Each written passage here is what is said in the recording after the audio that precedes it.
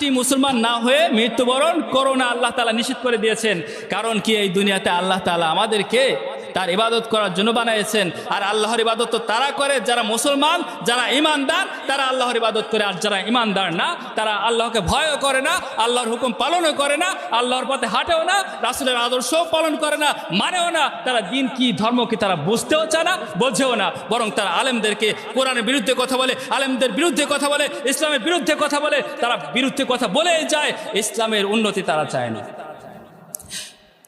তারা ইসলামের ভালো চায় না, প্রসার তারা চায় না। অথচ দেখবেন যে আমাদের মতো এক ধরনের মানুষ আছে যারা জীবনের শুরু থেকে শেষ পর্যন্ত ইসলামের জন্য কাজ করে যায়, জীবনটাকে উৎসর্গ করে দিয়ে যায়, মাদ্রাসা মসজিদে খেদমত করে যায়। তারা দিনের জন্য মানুষের দ্বারে দ্বারে ইসলামের দাওয়াত পৌঁছে দেয়। আর সেই মানুষগুলোকে কিছু কিছু মানুষ গালি দেয়। যারা এই মানুষগুলোকে গালি দেয়, মনে করবেন যদি ওটা মুসলমানও হয়ে থাকে, ওটা হচ্ছে এক নম্বর মুনাফিক, ওটা হচ্ছে এক নম্বর মুনাফিক।